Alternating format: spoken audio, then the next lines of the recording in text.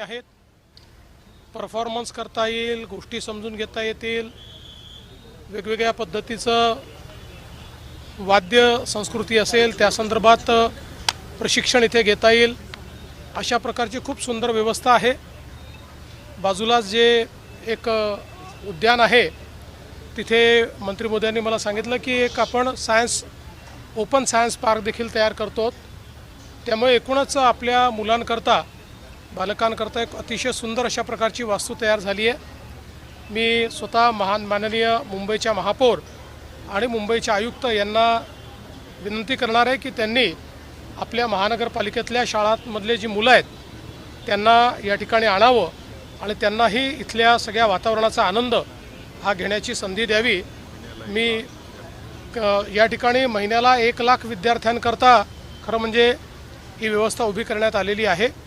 त्या दृष्टीने मी आपल्या राज्याचे शिक्षण मंत्री दादा भुसे यांचं अतिशय मनापासून अभिनंदन करतो। सर, दुसऱ्या बाजूला आंबेनळी घाटामध्ये दुर्घटना घडली, त्या संदर्भात ट्विट सुद्धा आलं, नेमकी काय सर्वोच्च आता त्या ठिकाणी जे काही वर्क आहे ते चाललेलं आहे। 3 बॉडीज मिळालेल्या आहेत आणि अजून बॉडीज शोधण्याचा प्रयत्न चालला आहे, त्या देखील मिळतील। अतिशय दुर्दैवी अशा प्रकारची दुर्घटना आहे आणि खरं म्हणजे या संदर्भात पहिल्यांदा कोणाला माहितीच नव्हती, पण नंतर हे मिसिंग आहेत लक्षात आल्यानंतर शोध घ्यायला जेव्हा सुरुवात झाली त्यावेळी लक्षात आलं की अशा प्रकारची दुर्घटना झाली आहे। त्या संदर्भात आता पुढची कारवाई चाललेली आहे। एक महत्त्वाची घडामोड होती, नागपूरमध्ये आपल्या एका विद्यार्थ्यांनी नैराश्यातून आत्महत्या केली।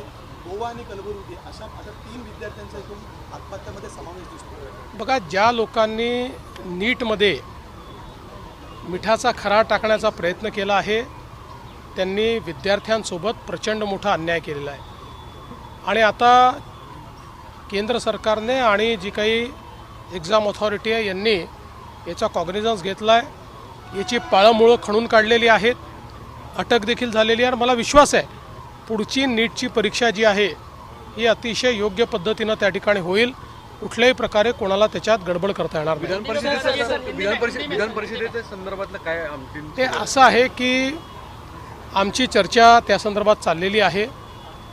साधारणपणे शिवसेनेसोबत नाशिक आणि संभाजीनगर या 2 जागांवर आमची चर्चा चाललेली आहे।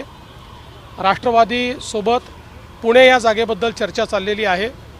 आम्ही एकत्रित बसून यातनं मार्ग काढू, अजून मार्ग निघाला नाही पण मला विश्वास आहे की मार्ग निघेल। सर, 12 वर्ष नीती आयोगाचा एक अहवाल आलेला आहे, त्यामध्ये देशभरातल्या ज्या सरकारी शाळा आहेत त्यांमध्ये लाखभर शाळा बंद झाल्या आहेत, तर खासगी शाळांमध्ये वाढ झाली, असं मग मी अहवाल न वाचता त्याच्यावर काय बोलू। राहुल गांधी ने एक अजीबोगरीब बयान दिया है सर, टीका केली आहे की सरकार हां विजय वडेट्टीवार सरकारवर टीका करते की सरकारच्या चुकीच्या धोरणामुळे जी स्थिती निर्माण झाली आहे पेट्रोल डिझेलची।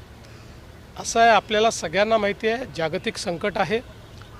जागतिक संकटामध्ये सप्लाय चेन्स डिस्टर्ब झाले असताना आणि जगामध्ये अनेक देशांनी पेट्रोल डिझेलची इमर्जन्सी घोषित केलेली आहे, काही ठिकाणी 2-2 दिवस लॉकडाऊन आहे, अशाही परिस्थितीत आपल्या इथे पेट्रोल डिझेल आपण देण्याचा प्रयत्न करतो।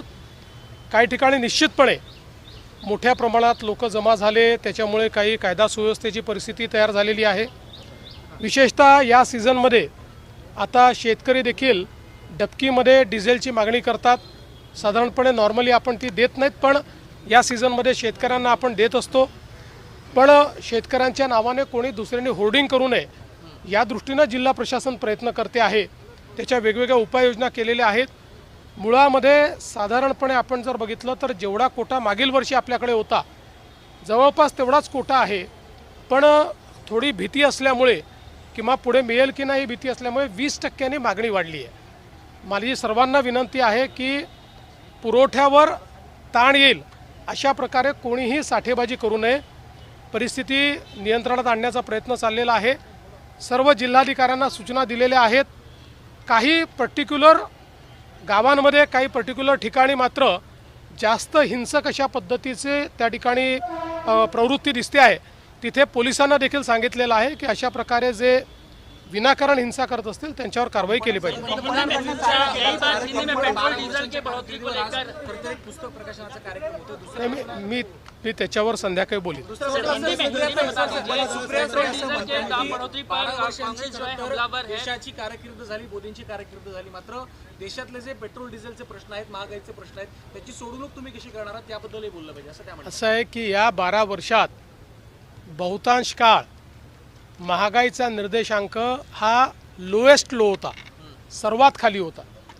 ग्लोबल हेडविंड्समुळे, जागतिक परिस्थितीमुळे काही प्रमाणात जगामध्ये महागाई वाढते, त्याची झळ आपल्यालाही पोचते आहे.